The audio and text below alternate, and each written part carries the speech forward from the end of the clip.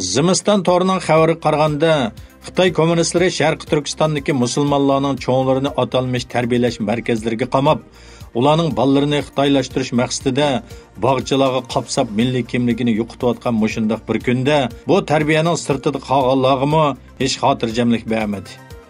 Yaqin kunlarda Sharq Turkistondagi aholilarni dam olish kunlari o'zlarining diniy faoliyatlar bilan shug'ullanadi ekan deb, shanba, yakshanba kunlari mahalla komitetlariga yig'ib olib, usul o'ynatib, Xitoycha naqshi etkizib, Xitoylarning an'anaviy urf-odatlarini o'rganishga majburlagan. Dam olish kunlarini oilasida o'tkazish imkoniyatini yo'q qilib, milliy kishilik turmush qarashi, oila turmush odatlarini nobud qilishga urinmoqda. Hatto mahallagacha yo'g'on yangratqularni o'rnatib, yuqori ovozda qo'yib, to'xtamay o'zlarining razil siyosatlarini attigandan kashkicha anlatib, dehqon chorvachilarga hech oromlik bermagan.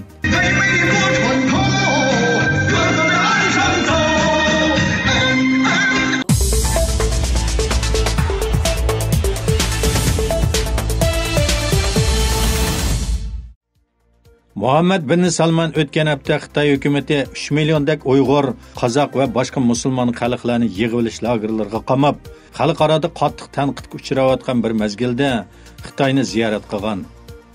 Uning ziyaratining shunday bir halqaliq paytda elib berilishi Uyg'urlarda va xalqaro kishilik huquq tashkilotlarida ba'zi umidlarni paydo qilgan.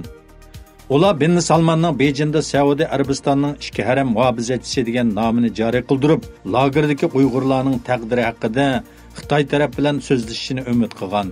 Biroq uning Bejindagi ifodasi Uyg'urlar va kishilik huquq tashkilotlarini qattiq umidlantirib qolmay, yana Uyg'urlar uchun intayin echinishli bo'ldi. Saudiya Arabiston valiahdi shahzodasi Muhammad bin Salman 21 fevral kuni boshlangan 2 kunlik Sharq Turkiston ziyoratida Xitoyning terrorlik va radikallikqa qarshi turish tadbirlarini qo'llaydiganligini bildirgan. Bin Salman Xi Jinping bilan ko'rishganda Xitoyning terrorlikqa qarshi turish, diniy asabiylikni tugutish tadbirini elib, davlat bexatarligini qo'g'dash haqqi borligini bildirgan. Xi Jinping bo'lsa Saudiya Arabiston bilan Xitoyning singib kirishiga qarshi turish, asabiy ideyalarning tarqalishining oldini olishda hamkorlashish kerakligini ta'kidlagan. bin Salman lagerlarni oshkora tilga olmagan bo'lsa-mu, lekin uning so'zi Xitoyning lager qurib 3 milliondan ortiq Uyg'urlarning qamishini qo'llagandek bishorat bergan edi. Kishilik huquq mutaxassislarining ilgari surishicha, bin Salmanning ifodasi Saudiya podshosining ichki haramning muhofizachisi degan diniy unvoniga xilof bo'lib, kishilik huquq o'lchamlariga xilofgan. Amerikadagi Uyg'ur kishilik huquq qurultayining oliy darajalik tadqiqotchisi Henry Shayjiviski aniqki hech qanday hukumat Xitoyning 3 million hatto undan ko'p Uyg'urni qamashda qilmishini qo'llamasligi yoki uni maqtamasligi kerak.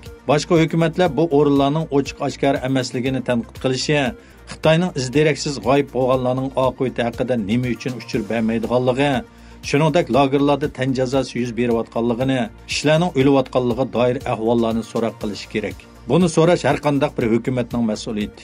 Albatta Xitoyni ziyorat qilgan Saudiya rahbari ichki haramning muhofizachisi degan nomi va musulmonlarga qarata mas'uliyati bo'lsa-mu, shuningdek islomiy hamkorlik tashkilotining muhim a'zosi bo'lish sifatida musulmonlarni qo'g'dash mas'uliyati bo'lsa-mu, Saudiya Arabistonining bu mas'uliyatini ado qilmasligi, shundaqla yana kishilik huquq o'lchamlariga amal qilmaganligini ko'rdik dedi.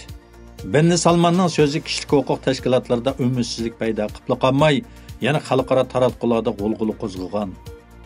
Nurg'un xalqaro taratqular bin Salmanning Uyg'ur masalasida Xitoyni qo'llaganligini ilgari surgan edi. Saudiya Arabistonining Sharq Turkistondagi terrorlikqa qarshi turish urushini qo'llashi, uning boshqa musulmonlar orasida islomga kapolatlik qilish rolini ojizlatdi ekan. U Turkiya Saudiya Arabistonining bu jihatdagi raqibi ekanligi Turkiya Tashqi ishlar ministri Mavlud Chavusho'g'lining 25 fevral Birlashgan Davlatlar Tashkilotida nutq so'zlab, Xitoyni musulmonlarning diniy va madaniyat huquqiga hurmat qilishga chaqirganligini bildirgan.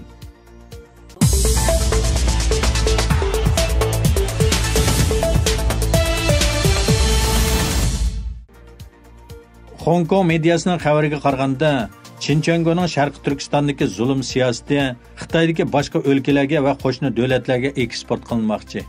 Har yildagi ishki yig'inda Sharq Turkiston terrorlikqa qarshi turib muqimlikni saqlash har doim muhim tema bo'ladi.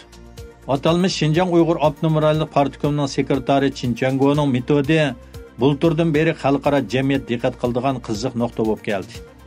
3 yil oldida Xinjiangga Tibetdan Sharq Turkistonga yo'tkilib, huquq tutgandan keyin o'z vaqtida Xitoy Kompartiyasi bosh sekretari Shi Jinpingga tilxat berib, 3 yil vaqt ichida Sharq Turkistonning omonlik saqlash vaziyatida butunlay o'zgarish hosil qilganligini bildirgan.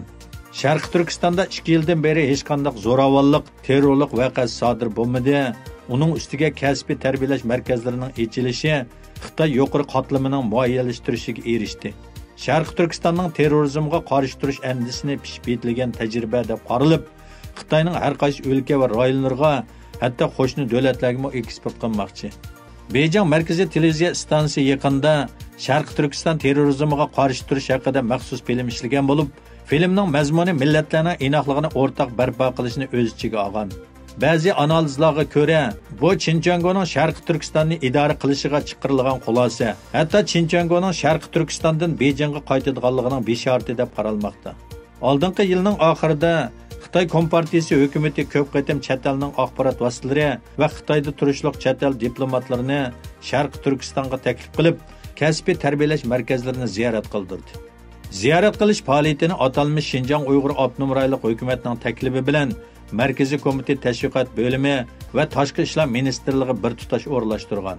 Taklif qilinuvchilar bir balvoq bir yo'l bo'yidagi musulmon davlatlarning elchilari bo'lib, Xitoyning musulmonlarni bostirishiga bo'lgan ansirashlarini yo'qotish, shuning bilan birga davlatlar orasida terrorizmga qarshi turishda hamkorlashish hamda atalmış Xinjiang andisini kengaytirishning oldingi tayyorligini qilish maqsad qilingan.